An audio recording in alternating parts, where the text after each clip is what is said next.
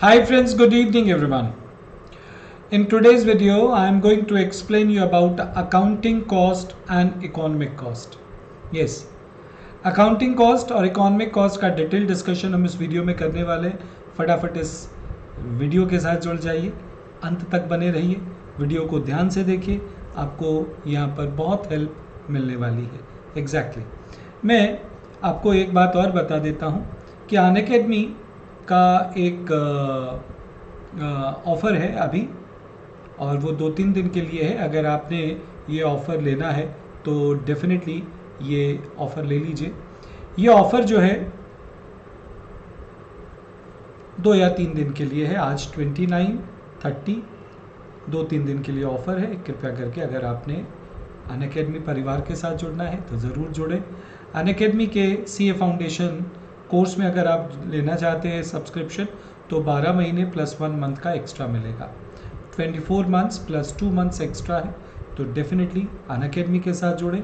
ये code use करें CS Manish, आपको 10% का यहाँ पर डिस्काउंट भी मिलेगा। तो you will get discount of 10% also. तो चलिए हम आगे चलते हैं।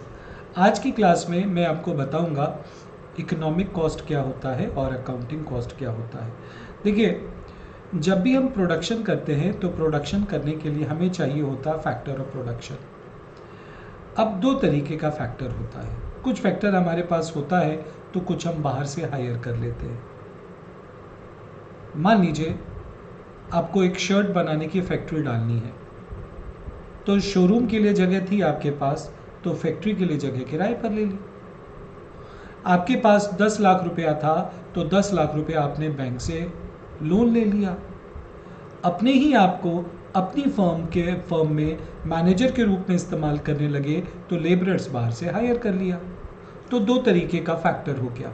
एक जो आपने बाहर से हायर किया, हम उसको क्या कहेंगे, हायर्ड फैक्टर बोलेंगे। और दूसरा आपने अपनी तरफ से उसको यूज़ करा, जो आपके पास अपना फैक्टर था, दैट इज़ ओन्ड फैक्टर। अब हायर्ड फैक्टर पर आपका जो भी कॉस्ट आया, जो भी आपने रेंट पे करा, बैंक को इंटरेस्ट पे करा, जो भी आपका कॉस्ट आया, हम उसको क्या बोलेंगे, कॉस्ट ऑफ हायर्ड फैक्टर। तो कॉस्ट ऑफ हायर्ड फैक्टर जैसे रेंट, शोरूम तो था आपके पास, फैक्ट्री का रेंट दिया होगा, यस। आपने बैंक से 10 लाख रुपया उधार लिया तो बैंक को इंटरेस्ट पे किया होगा, यस। आपने इसके अलावा लेबरर्स हायर करा तो आपने वेजेस पे किया होगा, सैलरी पे किया होगा।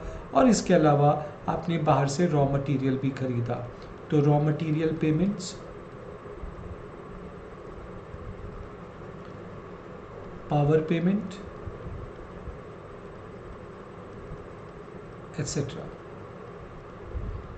आपने बाहर से जो कुछ भी हायर करा उस पर आपका जो भी खर्च आता है, हम उसको कहते हैं कॉस्ट ऑफ हायर्ड फैक्टर।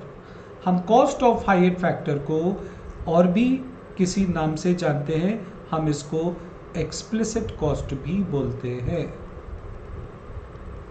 हम इसको एक्सप्लिसिट कॉस्ट भी बोलते हैं, हम इसको मनी कॉस्ट भी बोलते हैं, हम इसको नॉमिनल कॉस्ट भी बोलते हैं, और हम इसको अकाउंटिंग कॉस्ट भी बोलते हैं।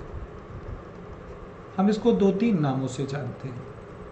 तो अकाउंटिंग कॉस्ट क्या है, cost of hire factor. In fact all expenses appearing in the debit side of trading account, profit and loss account, जो भी आपके बुक्स ऑफ अकाउंट है उसके डेबिट साइड में जो भी खर्चे आ रहे हैं वो सारे के सारे खर्चे आपके अकाउंटिंग कॉस्ट में इंक्लूड होते हैं। Got it, simple. तो आपके पास टोटल रेवेन्यू है, टोटल रेवेन्यू में से आप अकाउंटिंग कॉस्ट अगर माइनस करेंगे तो आपके पास जो आएगा वो कहलाएगा अकाउंटिंग प्रॉफिट। ये क्या है, ये है आपका अकाउंटिंग प्रॉफिट, यस। लेकिन कुछ खर्चा ऐसा है जो आपको नज़र नहीं आता। यस, कुछ खर्चा ऐसा है जो आपको नज़र नहीं आता लेकिन हुआ तो वो भी है। ऐसा कौन सा खर्चा है जो हमको नज़र नहीं आता? देखो, आपके अपने मकान का rent, cost of owned factor, rent of own building.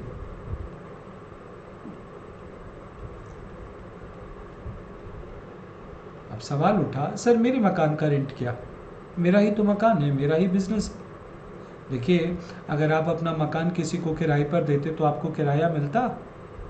अब वो नहीं मिल रहा है तो इसका मतलब तो आपकी एक कॉस्ट इनकर हो गई। तो ये है आपकी अपने मकान का rent, rent of own building. Yes, इसी तरीके से आपकी अपनी सैलरी, अपॉर्चुनिटी सैलरी। अगर आप जॉब पर होते तो आपको एक सैलरी मिलती, वो नहीं मिल रही है क्योंकि आपने जॉब छोड़ दी तो आपको सैलरी मिलना बंद हो गई, तो आपका तो खर्च हो गया। इंटरेस्ट ऑन ओन कैपिटल, आपने अपने पैसे को बैंक में रखा था, वहाँ पर से आपको इंटरेस्ट आता था। अब इंटरेस्ट नहीं मिल रहा क्योंकि आपने पैसा विड्रॉ करके बिजनेस में लगा दिया। तो ये खर्चे ऐसे हैं जो हुए तो नहीं हैं, लेकिन फिर भी अगर आप इस पैसे को लगाते कहीं पर तो आपको ये बेनिफिट्स मिलते। तो this is what the opportunity cost. ये कहलाता है इम्प्लिसिट कॉस्ट। इम्प्लाई करो कि कॉस्ट हो गया, इम्प्लाइड कॉस्ट, इम्प्लिसिट कॉस्ट। हम अकाउंट्स में इन खर्चों को इंक्लूड नहीं करते। क्यों नहीं करते? क्योंकि अकाउंट्स में क्या होता है, बिजनेस एंटिटी कॉन्सेप्ट। बिजनेस करने वाला और बिजनेस दो अलग अलग व्यक्ति हैं। यस और नो? वहां पर ये खर्चे हम नहीं इंक्लूड करते। लेकिन इकोनॉमिक्स में तो ऐसी कोई आवश्यकता नहीं है। बिजनेस और बिजनेस करने वाला तो एक ही व्यक्ति है। यहाँ पर हम इसको अलग अलग नहीं मानते। इकोनॉमिक्स के नज़रिए से ये कॉस्ट और ये कॉस्ट दोनों जोड़िए इसके अंदर। तो जब एक्सप्लिसिट और इम्प्लिसिट कॉस्ट दोनों को जोड़ेंगे तो आपके पास जो आएगी वो कहलाएगी इकोनॉमिक कॉस्ट। क्या कहलाएगी? Economic cost. तो एक्सप्लिसिट कॉस्ट और इम्प्लिसिट कॉस्ट का जोड़ होता है आपका इकोनॉमिक कॉस्ट। तो economic cost is sum of explicit cost plus implicit cost. ठीक। अब टोटल रेवेन्यू में से आप अगर माइनस करेंगे टोटल रेवेन्यू में से अगर आप माइनस करेंगे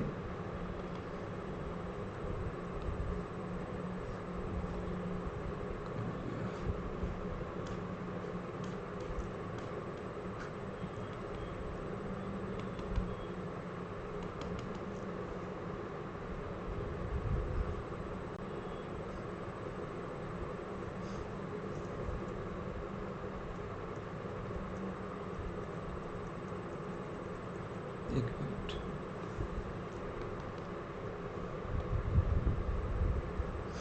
तो टोटल रेवेन्यू में से अगर आप माइनस करेंगे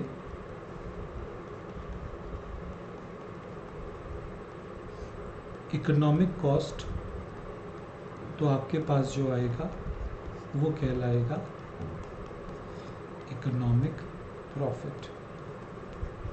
सिंपल। अब एक बहुत इंपॉर्टेंट बात नोट, अकाउंटिंग प्रॉफिट हमेशा बड़ा होता है इकोनॉमिक प्रॉफिट से। यस, क्योंकि जब आपने प्रॉफिट निकाला था, अकाउंटिंग प्रॉफिट निकाला था, तो अकाउंटिंग प्रॉफिट क्या था? Total revenue minus explicit cost. Explicit बोलो या अकाउंटिंग कॉस्ट बोलो, एक ही बात है ना। तो यहाँ पर से सिर्फ एक्सप्लिसिट कॉस्ट घटा है तो आया आपके पास अकाउंटिंग प्रॉफिट। लेकिन यहाँ पर इकोनॉमिक कॉस्ट माइनस हो रहा है और इकोनॉमिक कॉस्ट में एक्सप्लिसिट और इम्प्लिसिट दोनों होते हैं। तो जब आप टोटल रेवेन्यू में से एक्सप्लिसिट और इम्प्लिसिट माइनस करोगे तो ये अपने आप कम हो जाएगा। तो अकाउंटिंग प्रॉफिट हमेशा बड़ा होता है और इकोनॉमिक प्रॉफिट हमेशा छोटा होता है। ठीक है। So thank you for watching this video and be sure about this. If you want to join Unacademy, if you want to avail the advantages, please subscribe Unacademy. Unacademy पर आएँ, plus subscription लें और अपनी पढ़ाई को बेहतर बनाएं। हम सभी एजुकेटर Unacademy पर हैं और आपको बेहतर से बेहतर प्लेटफॉर्म Unacademy प्रदान करता है। Thank you. आप इस वीडियो को आगे भी शेयर करें, अपने दोस्तों को भी बताएं।